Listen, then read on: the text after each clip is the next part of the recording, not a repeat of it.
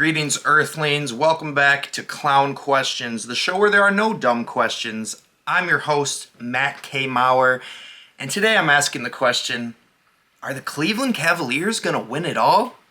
I'll attempt to answer that question in addition to some other questions. No guest on this show today, so feel free to click out of here if you're tired of looking at my stupid face, but those of you who decided to stay, who's down to clown?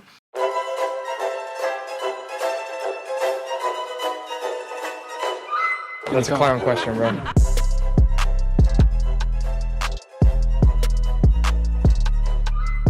So, are the Cavs gonna win it all? No, I'm gonna stick with my pick, Denver Nuggets. Russell Westbrook gets his first ring. I'm sticking with that, but damn, the Cavs look good. They're the first team since 2015 to start 10-0. That 2015 team was, of course, the 2015 Warriors, a team that I believe that was the team that had the greatest record of all time. They broke the Michael Jordan Bulls record. So yeah, Cavs looking damn good. Donovan Mitchell balling. He hit that game winner over the Bucks early in the season. Obviously, Garland and Mobley are great players as well. They just got a well-rounded team. Mitchell's the only, quote, superstar for an NBA casual fan like me. But I don't know. Is this the death of the super team? That's the question, obviously. But no, I don't think they're going to win it all. I don't think they can go up against a super team like the Boston Celtics and beat them. Maybe if someone else beats them, but then you got to play the Bucks or you got to play the Sixers, the Philadelphia 76ers, as Goose likes to call them. But no, I don't see this continuing throughout the playoffs. But hey, they're currently 12-0. I believe they're in a close game with the 76ers right now. So by the time you listen, they might have lost their first game. But hey, at the time I started recording, they were 12-0. But like I said, I'm sticking with my picks. The Nuggets are 7-3. They're looking great. The team I had them playing, not looking so great. I had them playing the Milwaukee Bucks. Beating the Milwaukee Bucks in the NBA Finals, but the Bucks are currently 3-8. I just watched a clip of Peyton Pritchard hitting a little buzzer beater before the third quarter ended. They panned to Doc Rivers. He just, what do you call it? Basically what every gym coach told you not to do. You're like tired as shit. You put your hands on your knees and you duck down a little bit. They're like, no, hold your hands above your head and keep your head high. You're not supposed to just do that. That's what Doc Rivers was doing on that play. By the way, that whole thing where when you're tired, don't go to your knees, put your hands above your head. There was a study conducted, and this is a study I'm not going to pull up, so you can take this or leave it. But they found that crouching, putting your hands on your knees and looking down is actually better for your lungs. It's actually opens your airways more. So every coach that told you put your hands on your head, they were lying to you. But let's keep talking a little NBA. Who's winning the NBA Cup? So that's kind of two different questions. Who's winning it right now? Tough to say. There's only been a few games played. Some teams are 1-0, some are 0-1. We haven't had a team play more than one NBA Cup game so far, so not really anything to glean from it yet. Although the Pistons had a fire win. That'll be in the Goosebump Moments of the week. Cade Cunningham with an unbelievable play at the end of overtime. So no one's winning it right now, but who is going to win it should have been the question. And you already know my answer. Give me the Los Angeles Lakers. My boys. Been a LeBron stan since 2003. I've been watching him since I was a 3-year-old. But yeah, give me the Los Angeles Lakers to win the NBA Cup. Hands down, they're defending their title. They won the first ever NBA Cup last year. No one's going to stop them this year. If you got a healthy AD, healthy Bron, maybe pull up Bronny from the G League. Good move, by the way. Maybe pull him up by the G League for the NBA Cup games. But yeah, give me the Lakers. LeBron gets ring number 6, and he will have tied Michael Jordan. So if LeBron wins this NBA Cup, he can retire, drive off into the sunset with the same amount of rings as Jordan. He finally caught the GOAT. He was chasing MJ's ghost for some time, but that NBA Cup win would put him level with who many consider to be the GOAT. Someone else who some may consider to be the GOAT, at least the GOAT of playing two sports at once, Deion Sanders.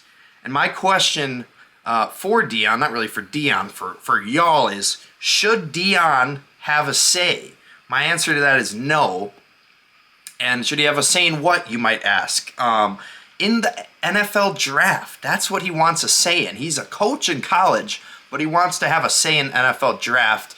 Apparently, Deion Sanders said that he would, quote, oh my goodness, that's crazy. Okay, so that's wild. Okay, so my power just went out, but the camera's still on, and the microphone's still recording. The lights are portable, so they're on as well. I'm gonna keep pushing through. I don't care. I could make an edit, but I won't. I'm that stubborn. Oh look, the electricity just come back on. It's going on and off. Pete, we gotta figure out the electrical system. But here, I'll just pull it up on my phone. Yeah. So Deion Sanders said that he would, quote, privately step in, end quote, if the wrong organization picks Shedeur or Travis.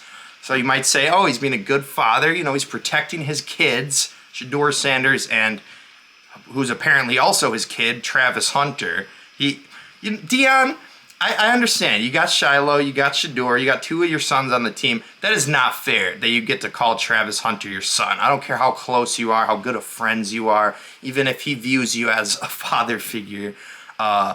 You should not be allowed to call the only reason you're calling him your son is because he's a Heisman contender. It's because he can play two different positions. Like, oh, well, I coached with him at Jackson State. He's something of a son to me. Shut up. He's not your son.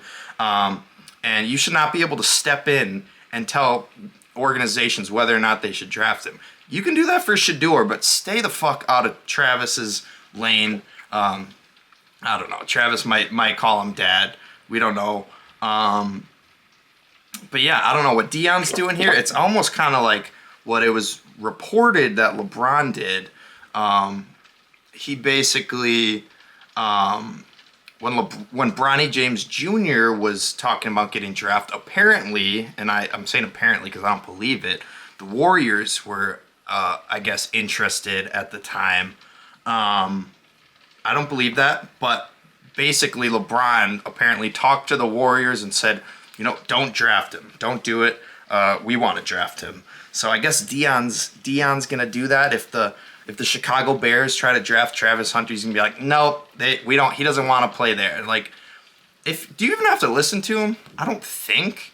But it could. This was on my other notes. It could be like in 2004 when Eli Manning refused. He refused to play for the Los Angeles Chargers or the San Diego Chargers at the time. So they drafted him first overall, and then they traded him. So if Shedeur or Travis really want to refuse to play for a team, that's fine. But like, what is Deion Sanders like? What? I get it. He's got the context. He can talk to these teams, but I don't know. I do not think he should have a say. Stay out of it, Deion. But of course, we know he won't. I can't wait to see when he's an NFL coach, though, because that's coming soon. Speaking of NFL, are the Colts back? Yes, they are, and I'll tell you why. Because Anthony Richardson is back. That's right. Anthony Richardson has been reinstated as the starting quarterback of the Indianapolis Colts. I don't know if that's the right word. Reinstated is kind of more so... is more so for like when you get suspended, but he is now the starting quarterback again. They are benching Mr. Joe Flacco, Mr. Elite. So yeah, that's really all I have on that. The Colts are back because I got my man Anthony Richardson. I woke up to the news, saw it. I was like, oh shit, someone must have picked him up. Nope, he was still on the waivers, so I got him. Got my man who I thought was gonna be Cam Newton 2.0. Obviously has not been, but give him some time. He's only played 17 games since high school, which is a crazy stat. He's played more now. That's an old stat, but Colts are back, man. They're like the 8th seed right now, so they're in the playoff hunt, I would say. I mean, if they're one behind, I don't even have to say it. Sorry, this power outage has got me all wonky on this podcast, but I'm gonna keep talking. Yeah, hi, the power's out. Did you do it? I was in the middle of recording a podcast, so I obviously didn't do it. You walk through. I don't care. Do whatever you got to do. It doesn't matter. You can talk too. I don't care. Just you're making me angry. Do whatever you got to do. I don't need look, I have flashlights. Okay. Sorry, I was talking to my mother. Did the fuses go out? What happened? It's out in the neighborhood. It's out in the whole neighborhood. Damn, this thing's gonna come out late, but who cares? Let's get to my final question. Is Caleb Williams a bust? I hate asking this because he was my pick for Rookie of the Year. I was so sure he was gonna be Rookie of the Year. It's like, you got DeAndre Swift, you got Keenan Allen, you got this, you got that, you got DJ Moore, Rome Odunze. They'll be so great. What I failed to realize is that they have a horrible offensive line and maybe even a more horrible coaching staff. It was just announced that their offensive coordinator, Shane Waldron, was fired. He was fired, and I got a quote from Keenan Allen on this here via Dan Weirderer. That's a weird name, Weirderer. But here's what Keenan Allen said when asked about his former OC. Too nice of a guy. OTAs, camp, we fell into a trap of letting things go and not holding people accountable, and that's a slippery slope. Just professionalism and doing things the right way from the beginning. That kind of reminds me of, people were talking about the Tyreek Stevenson play before that Hail Mary was taunting the crowd. That kind of reminds me of that because obviously 99% of people are blaming Mr. Tyreek Stevenson for his mishaps. But one guy, I think it was Big Cat, I gotta stop referencing Barstool shit. I'm trying to make a separate thing. But he was basically saying that's on the coaching staff. I was like, I don't understand that. But when I read that Keenan Allen quote, I understand it. It's like, not if you're not holding your players accountable in practice, they're not going to be accountable in a game. So makes perfect sense there. Yeah, Williams might be a bust. I'll still give him some leniency once they fire Eberflus, maybe have a better offensive line. I think it's early, but halfway through his first season, he definitely looks like a bust. And there's been rumors. The rumor mill has been that there's players actually asking for Tyson Bagent to play, which is bad. You do not want the number 1 overall pick in a QB competition with the backup. Not good vibes in Chicago. Not good vibes. That's tough year to be a Chicago Bears fan and a tough year to be a Dallas Cowboys fan. This week's First Year Interruption, which of course is always our first segment, will be with CeeDee Lamb. CeeDee Lamb was asked after the game about the play where he dropped a touchdown because the sun was in his eyes. I was going to put Jerry as First Year Interruption, but it was like a 6-minute long thing that it took him to not explain why his stadium sucks. So I'll just leave it to CeeDee Lamb for the rest of this here. Here's First Year Interruption with Mr. CeeDee Lamb. That play with you and Ferguson, a little bit of miscommunication. Couldn't see the ball at all. The sun. But yes, 1,000%. You talked to Jerry about that. I mean, y'all doing my job right now. The only wired headphones I have are like the aux ports, so you can't put it into your phone. Thank you to my mother for providing me these AirPods. I just took them. I didn't ask her, but thanks, mother. I'm gonna continue to try to do this podcast via my phone, but yeah, there's CeeDee Lamb. 1,000% I'm in favor of curtains. Why wouldn't he be? The sun cost him a touchdown. But it wasn't the sun that cost him. It was Jerry Jones's stupidity. They asked Jerry after the game, they're like, have you considered maybe putting up curtains or something?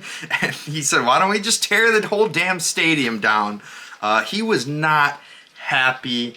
But it's really just, this is all Jerry's fault because he built a stadium north or east to west and had the windows on the east and west side. The sun rises in the east and sets in the west, so that means about half the day the sun's gonna be shining through his windows. He gave this long explanation. He's like, oh well, we wanted it to be an indoor stadium that feels like it's outdoors. Shut up. I gotta stop telling football Hall of Famers to shut up on here. But yeah, man, this is on Jerry. Put up the curtains. You don't have to tear down the whole stadium to put it up. I think someone pointed out that they have concerts and stuff there and they put up curtains for that. So why can't you put it up for the football game? But Jerry wants the natural light. He wants a golden hour so he can take a great selfie after the game. But yeah, that's first interruption, and kind of feels like I'm punching down every time I bring up the Cowboys. But that's on them for being so terrible at their job. Let's do the Goosebump Moments of the week here.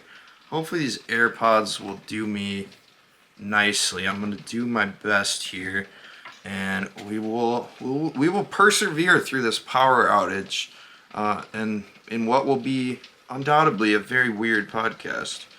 All right, here we go. Starting it off, we got the number 10 moment of the week, which is Jake Bates' 53-yard field goal. And that basically completed a huge comeback for the Lions. So, unfortunately for the Packers fans, the Lions got the W here on a field goal. For 52 for the win. It is just good! Just inside the upright. Jake Bates, hometown hero. Number 9, Nikola Jovic with a nice and one play for the win. To work it in. This is a unique alignment here from Miami. Jovic got free and got the lay-in plus the foul. Number 8, newly acquired Steeler Mike Williams comes down with the game-winning touchdown. Third and long. Wilson floats it way upstairs. Williams, he's got it. Touchdown. Mike Williams, the newest Steeler, scores. Number 7, Cade Cunningham throws the alley-oop to Jalen Durant to tie it up in the NBA Cup. Woo! Good with 1.8. Let me back off. Lob it inside. Jalen Durant with the jam. What an out-of-bounds play. 121 to 121 with 1.1 left. Number 6, Zion Young with a scoop and score to win the game for the Missouri Tigers. Missouri drops 8. Arnold hit. Ball's loose. It is scooped up by the Tigers. Zion Young with the scoop and score. Madness in Columbia. Number 5, Leo Chenal blocks a field goal with zeros on the clock to keep the Chiefs undefeated. Damn it. Riley the hold. Lets the kick to win it. Oh! Blocked! The Chiefs have won! The Chiefs have won!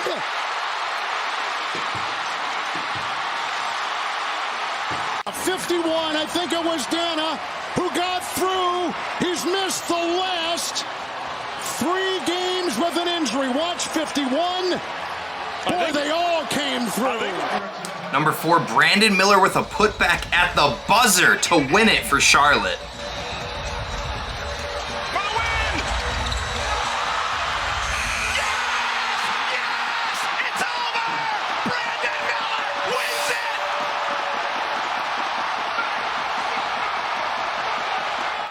Number 3, Fordham's Jackie Johnson III hits a buzzer beater to upset Seton Hall. It's to Jackie Johnson III with his son watching. With 2, Jackie Johnson III for the win. He got it.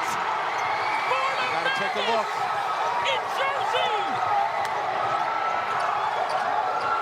Number 2, Cam Vaughn catches a Hail Mary for Jacksonville State. You're an offensive receiver. Keep that ball alive. Last play. Hail Mary. Huff gets it off. Gets to the end zone. And it's caught! Touchdown! Cam Vaughn behind the pile. Incredible! Number 1 moment of the week, Dylan Hooper hits a half-court shot to get the win for Stanford in soccer? Here's a Hail Mary of a shot that...